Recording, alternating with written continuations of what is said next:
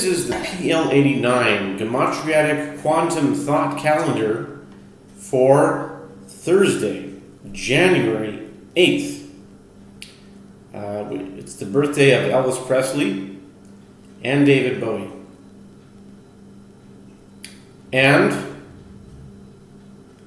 I was going to say someone else, but I think it's not a good idea to say the person I'm going to say the same. Right. I think it was the passing, the burial of someone, but it was when you talk in the Jewish world, righteous men, very, very righteous men. I'm not going to say anything bad about Elvis or David Bowie after they passed away, but you shouldn't mention them and, let's just say, saintly, pious men in the same category. But anyway, today is a truly proud moment for the PL-89 Gematriatic Quantum Thought Calendar. It provides a perfect example. January 8th, and it was the 19th day of Tevet, 5786, January 8th, 2026. The Parsha of Shemot, Daf Yomi, today is Zavachim 116. A truly synchronous or synchronicity moment, and what this calendar is all about, a perfect example, in case you're wondering. By the way, sometimes people come to me and they say, "You're in computers, right?" Like so often. And I don't know what to tell them, because what I'm doing is kind of like writing code. Kind of like it. I say it's like a software program, but so I'm making a disclaimer, I'm making an announcement here that whenever I say I work in software or I do coding, this is what I'm talking about. This is what I'm talking about. And it's mathematics, and it's kind of has a lot of rules. It's kind of like you can call it an algorithm, and it has like a protocol. It's really it really is like writing software, really. And there's a lot of things like, if this happens, then you do this, like bunch of rules. And really, what does a programmer do? A programmer writes rules that this is how this should go. If this, then this. If this happens, this, but not here. And in this situation, if you do this, then revert back to ABC. So that's really what I do. So I am coding and I am writing software, but it's not software that anyone would recognize. So this is what I'm talking about. When I say he works in computers, you might just say, I work in mathematics. I'm doing something in mathematical, but this is what it is. The PL-89 Gematriatic Quantum Thought Calendar, January 8th and 19th of Tevet, a truly proud moment. Okay, here it goes. If you've been watching these videos and following along, you would notice that the method of calculating gematria is you take the day, and this is a calendar that combines many calendars. So the two main calendars are the Gregorian calendar, like the secular calendar, the calendar that it's January 8th, and the Hebrew calendar. The reason that it was Tevet 19th. Okay, and you add them together. So you don't add 8 plus 19, but you add the numbers of the boxes. You could do that too, but right now the method is a maxing. So the box for the 19th of Tevet is always going to be 31 in the third dispensation, and the box for the 8th of January will always be 18. Okay, box number 18. It's not the 18th box, it's a box with the number 18 printed on it, because these numbers are not 1, 2, 3, 4, 5. They're interestingly, they're 8 plus 9 plus 8 plus 9, and resetting at 40. So 8, 17, 25, 34, 2, 11, 19, 28, 36, 5, etc. like that. It's for a different time to explain the reason for that. But this calendar doesn't have names of months on it. These writings here, these are not names of months. In fact, this should be changed eventually, but they don't have names on it. So how do you use it? You plug in the month that you need, and you start it, and you put it and at a starting point. Now, the month that you need will fall out on one of three places based on the dispensation that you're in.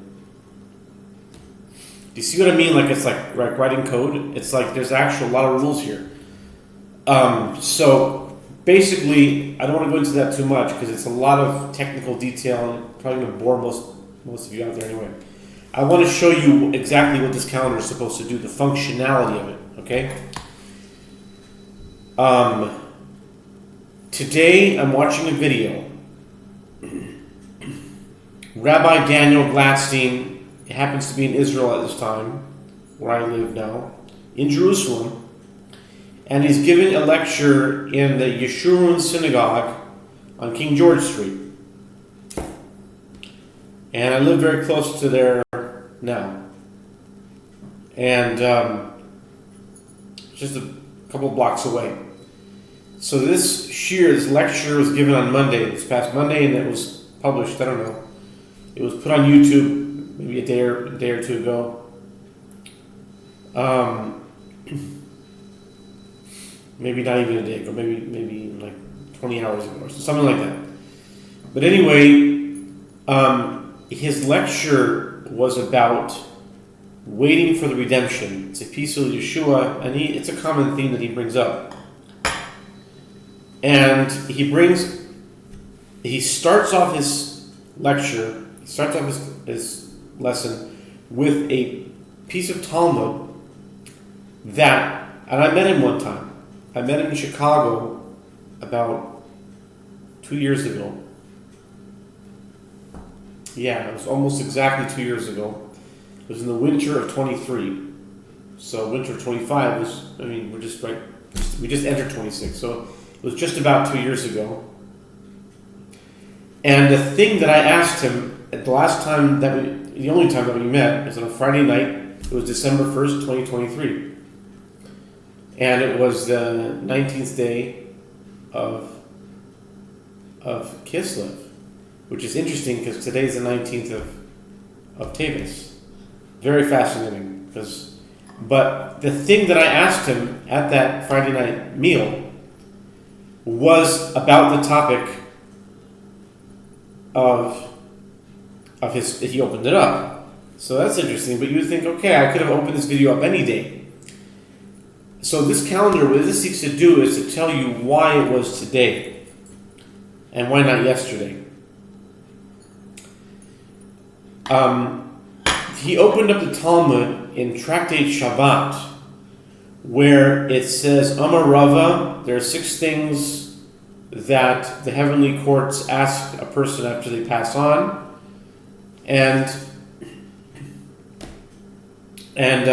one of them is, if you deal honestly in fair business, did you get married and have a family? One of them is, it's a piece of Yeshua. Did you wait for the redemption?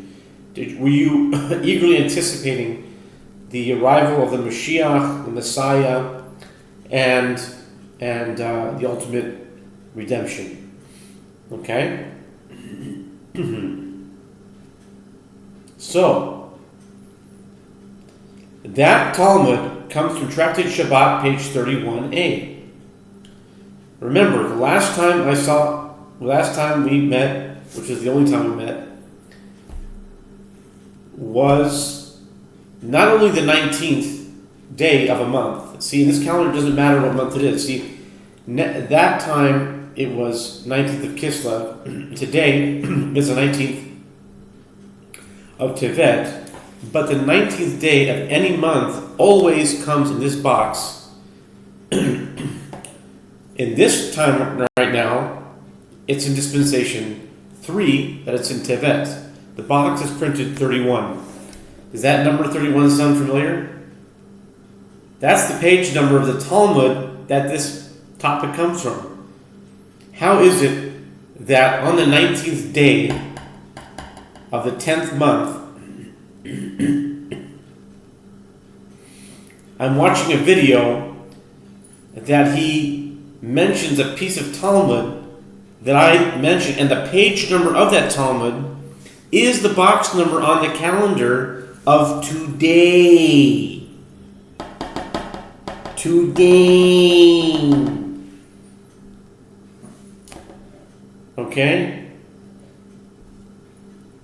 No salt seasoning. Today. Okay? It's a personal joke. Just never mind that one. 31 is the box number of 19th. So 2 years ago, I met him on the 19th day of Kislev. 2 years later, on the 19th day of Tevet. Look, 19 of Kislev, 5784, was December 1st. It was Friday night, December 1st, 2023. Today is January 8th, 2026, and it was 19 Tevet, 5786. So 2 years later, on a 19th day of a month, where the 19th will always be in box 31, the topic was from Shabbat 31. I don't know how to explain these things. And if this happened, I think a lot of people will be saying that it's a coincidence. These things happen to match up sometimes. I can hear a lot of people say, if I look for matches, I can always find things that match. It's a childish thing to always match up numbers. This matches. Okay, if it happened just one time, but it doesn't just happen just one time, it happens quite often. But quite often isn't good enough for me. I want to find out why it happens anytime, or how it can happen all the time, or why. And that's what this is all about. It's about finding those algorithms, finding the clock winding rhythm, or the metric of how things are unfolding in a measurable way. And if it can be measured gematriatically, which is why it's called a gematriatic quantum thought calendar, exactly for that reason. It's not the only amazing thing that I want to refer to, so I want to move on. But do you kind of see what this is all about? It's all about understanding the time and what happens in it, and understanding why the numbers are pegged to it. If you understand numbers, if you understand letters,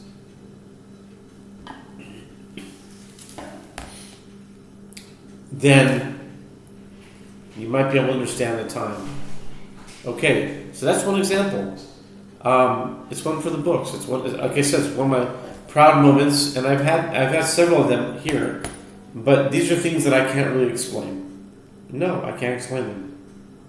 But I'd like to, and that's what this is about. Okay, so that's the 19th day of a month. We went through this already.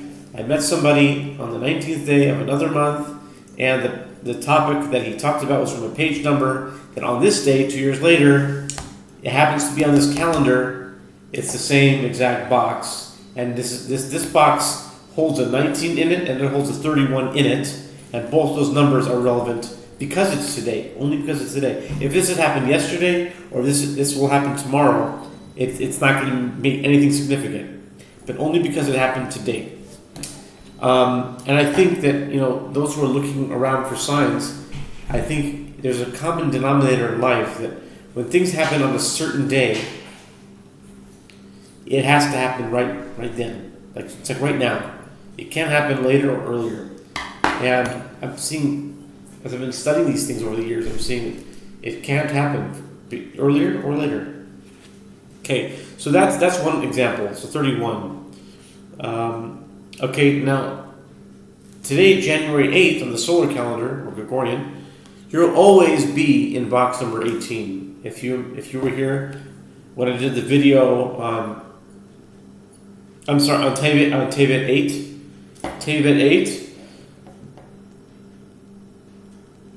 I think it was a Sunday. Yeah.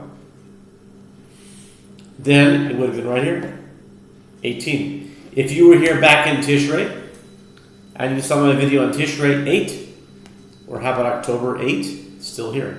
Any cardinal month in the third dispensation will always be box 18. Okay, so 18 plus 31, of course, is 49. And, oh, by the way, I'll just give one more thing because it's just really lining up. A lot of things are lining up. You know, I hear a lot about the singularity on X. And I made a comment to one of the people who were commenting on it. I said that I'm really starting to feel the singularity to kick in. I don't know how to really, I'm not sure what it is, but the basic general idea is the singularity is like kind of a convergence of all these different things, seemingly disparate parts, and all coming together into one basic cohesive reality, into one melting into one thing. So so today is Thursday, and Thursday equals 116 in English gematria, and 116. We're on 116 of Zevachim today, which happens to be a Thursday, and that page number. But also on the Teku is the 203rd Teku today, and this thing I told you with Rabbi Daniel Gladstein is he talked about Rava. The numerical value of Rava is 203, and it came on the day of my 203rd Teku.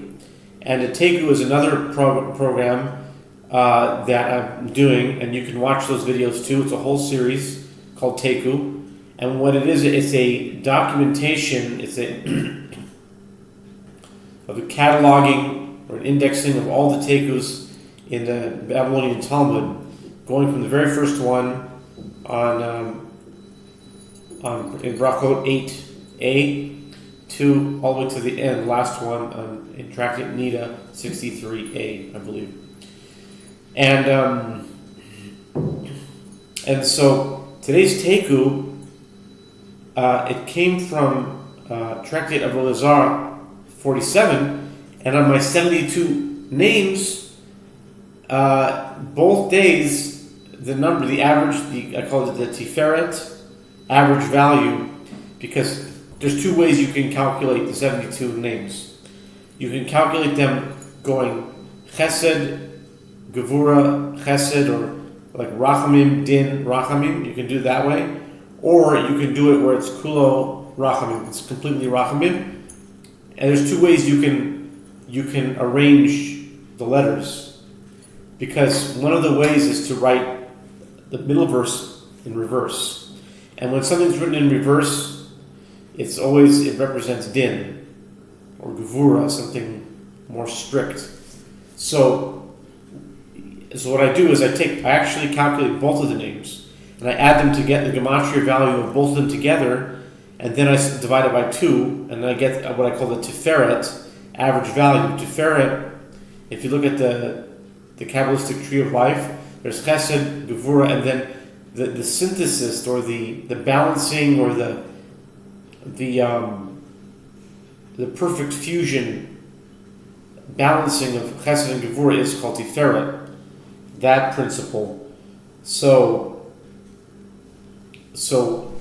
I call that the Tiferet average value because it takes Chesed and Din, it adds them together, and then you get the average value, and then it's called the Tav, Tiferet average value. Yesterday the Tiferet average value was 47 because the 30th name of the 72-letter name is Aleph Vav Mem. No pun intended. But Aleph Vav Mem has a numerical value of 47, and today's I think it was, I don't remember, one was Lamed Chaf Beis is the name, and I forgot the other one, but if you add them together, the average value you get is 47. So like this huge amount of things lining up, and it's when you see it happen so much, it's like you really wonder what's going on. So anyway, that's the thing. So what I've been doing is I spent a lot of time with this really neat moment because to show you what this is all about. But what I really the method is to add the solar and the lunar together, and again then get a bunch of names. So I'll just say the names and we'll call it a day. So 31 and 18, of course, is 49. So here are the words that equal 49. Okay, global, Enigma, year, Luke, Aaron, Logan, Lord,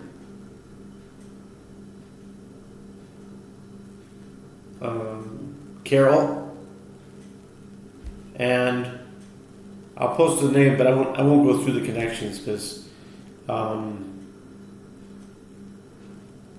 think Laugh, Laugh, I think so, if I'm not mistaken, but maybe not. Maybe it's 54. I think it's 49. I'm not sure. Green is one of them. Green, and that's all I can remember for now.